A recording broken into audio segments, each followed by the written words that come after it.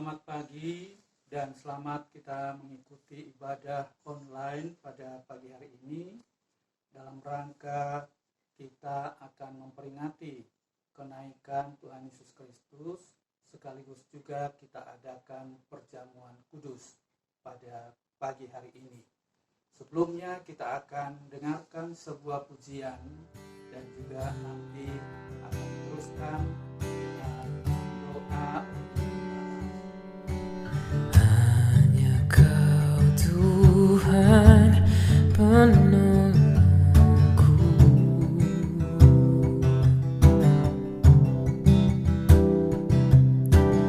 yang selalu setia bersamaku.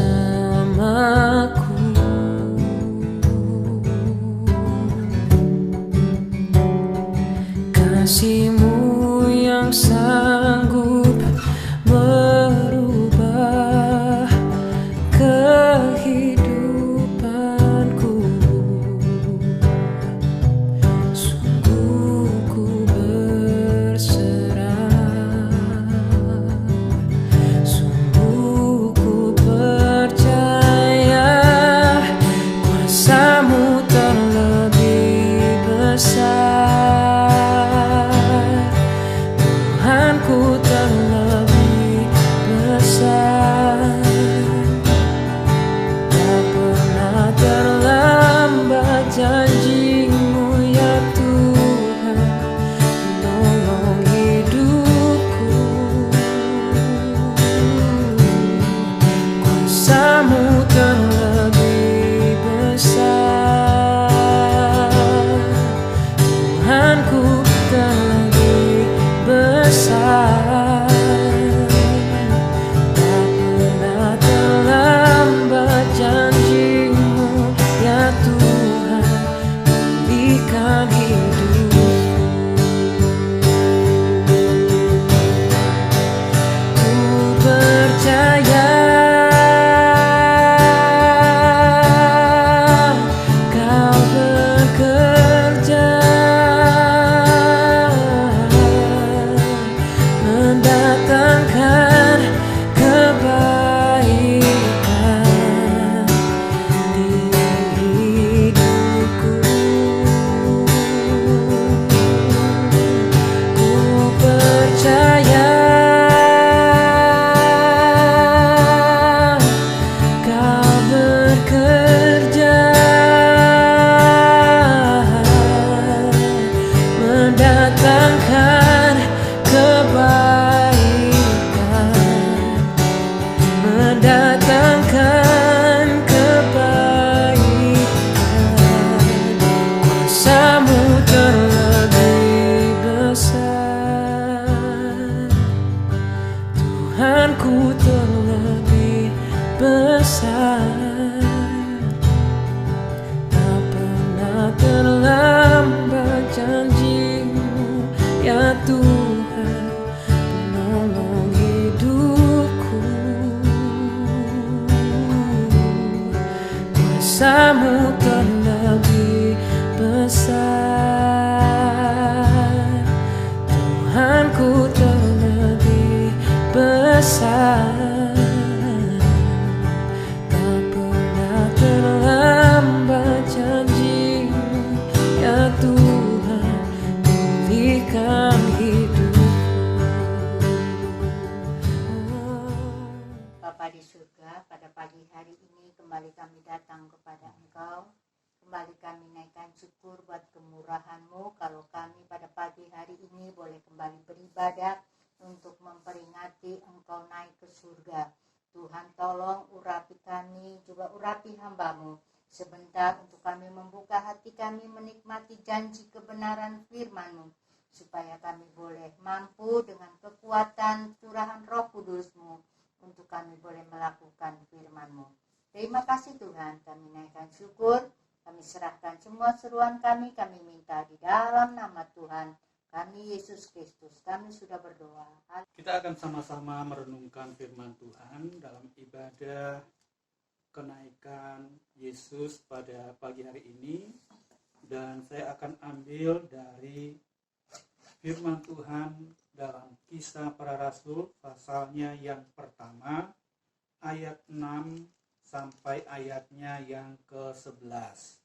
Kisah Para Rasul pasal 1 ayat 6 sampai ayat 11 dikatakan demikian. Perikop di atasnya adalah Yesus terangkat ke surga. Maka bertanyalah mereka yang berkumpul di situ, Tuhan, maukah engkau pada masa ini memulihkan kerajaan bagi Israel? Jawabnya, engkau tidak perlu mengetahui masa dan waktu yang ditetapkan Bapa sendiri menurut kuasanya.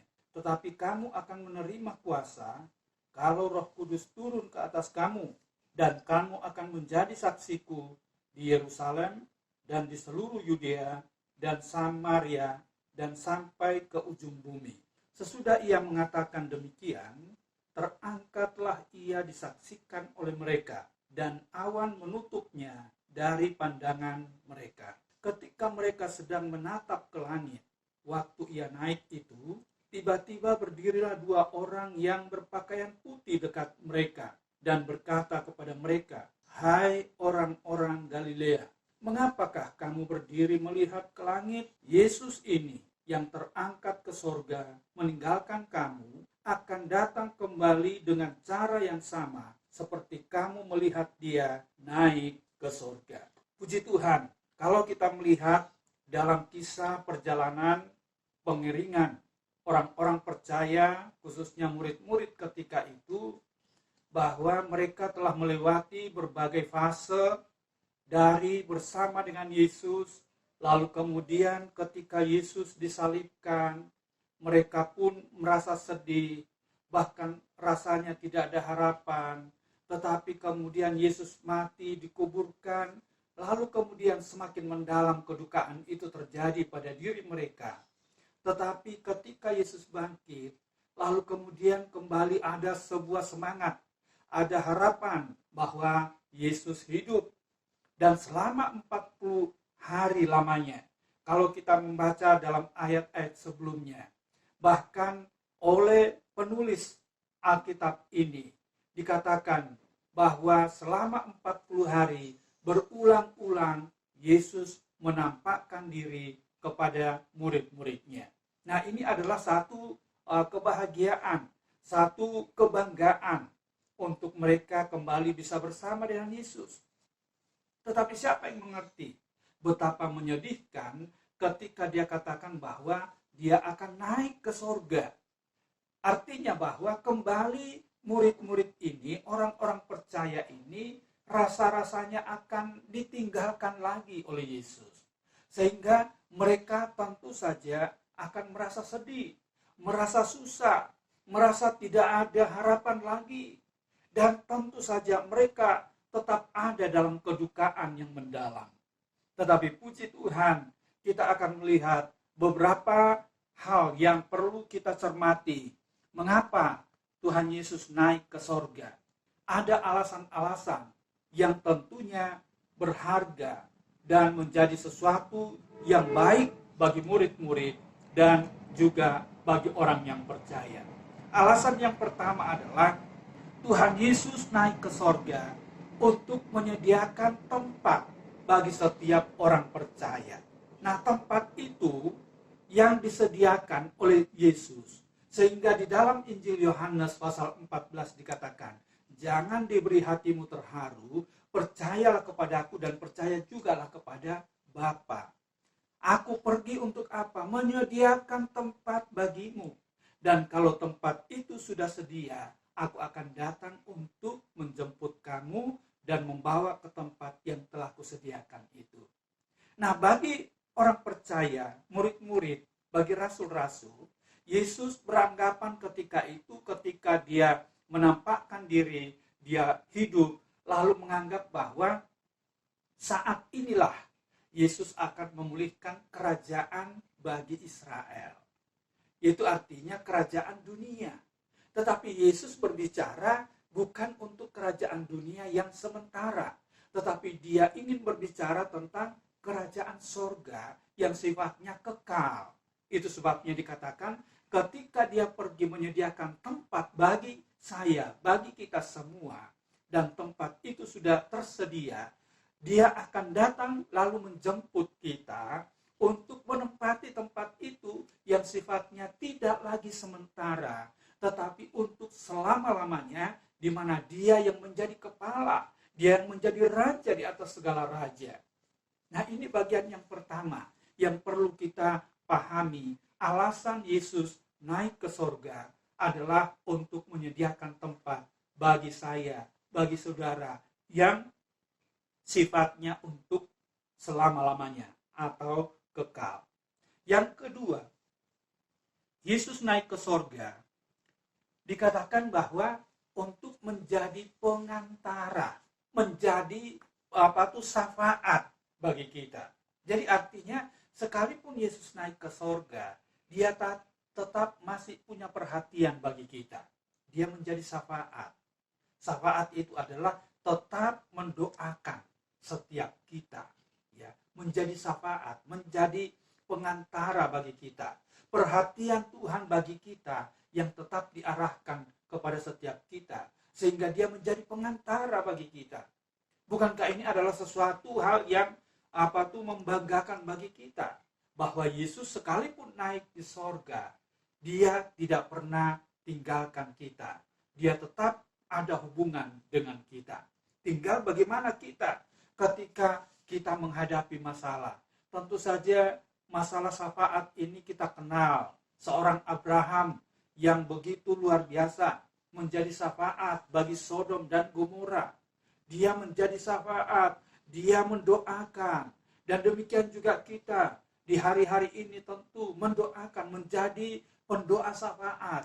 Bukan hanya untuk diri kita, untuk keluarga kita, tetapi juga untuk rekan-rekan pelayanan, juga bersama jemaat, bahkan kota kita, bahkan bangsa kita. Kita menjadi pendoa syafaat. Supaya apa? Supaya terjadi sesuatu yang baik dan pemulihan untuk bangsa kita, untuk keluarga kita, untuk jemaat kita. Itu alasan yang kedua.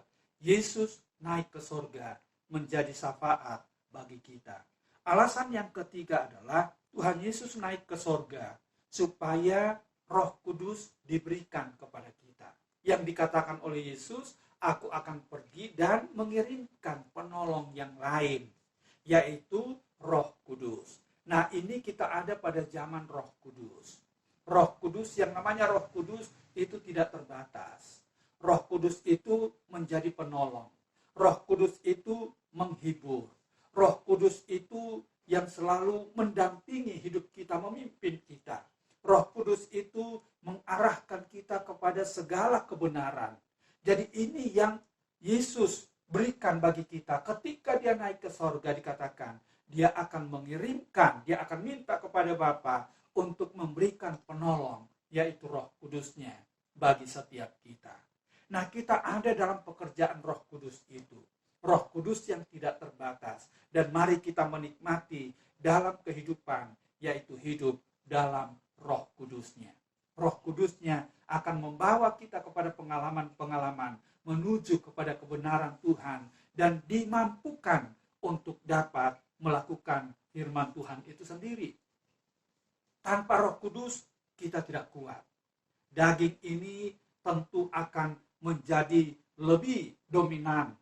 Tetapi ketika Roh Kudus yang menguasai kita, di sana Dia menjadi penolong bagi kita yang akan memampukan bagi setiap kita untuk dapat melakukan setiap firman itu. Yang terakhir atau yang keempat, bahwa Yesus naik ke sorga itu untuk supaya kita diberi kuasa. Dalam ayat 8 kita membaca, dikatakan, tetapi kamu akan menerima kuasa kalau Roh Kudus itu turun ke atas kamu. Ada kuasa yang diberikan kepada kita, yang turun atas kita. Nah, kepada siapa kuasa itu diberikan? Kepada orang yang mau melakukan seperti apa yang Yesus katakan kepadanya. Nantikan sampai kamu diperlengkapi, sampai kamu menerima kuasa itu. Nantikan, ada satu hal yang perlu kita lakukan, yaitu menanti. Menanti dengan cara apa? Bukan hanya berdiam diri, Tetapi ketika itu murid-murid, dia menantikan dengan cara berdoa, dengan cara sungguh-sungguh mengharapkan dan memohonkan janji dari Tuhan itu menjadi kenyataan, yaitu mereka ingin diperlengkapi dengan kuasa dari tempat yang maha tinggi, supaya mereka tidak lagi merasa sendirian, mereka tidak lagi berjuang dengan kekuatan mereka sendiri, tetapi ada kuasa yang bukan dari diri mereka sendiri, tetapi kuasa Tuhan melalui kuasa Roh Kudus-Nya yang menguasai hidup mereka. Ini yang kita butuhkan, yaitu kuasa Roh Kudus. Dan kalau Roh Kudus atau kuasa Roh Kudus itu turun atas kita, dikatakan barulah kita ini bisa tampil sebagai saksinya Tuhan. Mulai dari mana? Dari Yerusalem, Yudea, Samaria, bahkan sampai ke ujung dunia. Kita akan menjadi saksinya Tuhan. Kita akan menjadi seorang yang hidup dan berani dalam menyampaikan tentang Yesus. Oleh karena apa? Ada kuasa yang Tuhan berikan bagi setiap kita. Dan ini yang kita akan nantikan. Baik dalam doa-doa yang saya harapkan di rumah masing-masing. Menantikan dalam setiap doa malam mungkin. Jadikanlah doa untuk semua kita diperlengkapi dengan Roh Kudus. Dikuasai oleh Roh Kudus. Karena itu adalah andalan kita, andalan gereja di masa sekarang ini. Itu sebabnya Bapak Ibu Saudara yang dikasihi oleh Tuhan, biarlah setiap kita yang ada pada hari ini atau pagi hari ini dalam ibadah memperingati kenaikan Yesus, betapa kita menjadi orang-orang yang berbahagia bahwa Yesus pergi, itu adalah manfaat bagi kita semua. Menyediakan tempat bagi kita dan juga menjadi syafaat bagi kita, memberikan Roh Kudus-Nya menjadi penolong bagi kita dan sekaligus memberi kuasa bagi kita supaya kita berjalan di dalam kekuatan kuasa Tuhan. Tuhan Yesus memberkati kita.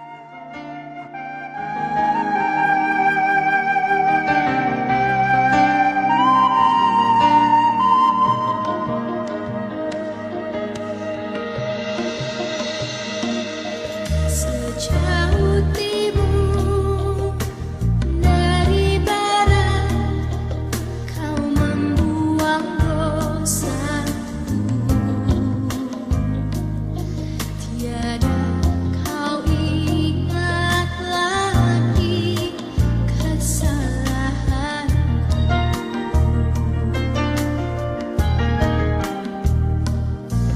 Jauh ke dalam tubir laut, Kau melemparkan dosaku. Tiada Kau perhitungkan pelanggaranku. Betapa besar kasih pengampunanmu, Tuhan. Tak Kau pandang hina hati yang hancur.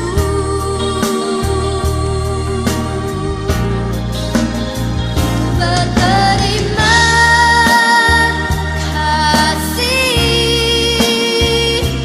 kepadamu ya Tuhan. Pengampunan yang Kau beri, pulihkanku. Mari kita siapkan diri kita, siapkan hati kita untuk kembali kita bersama-sama mengikuti dalam perjamuan Tuhan pada pagi hari ini.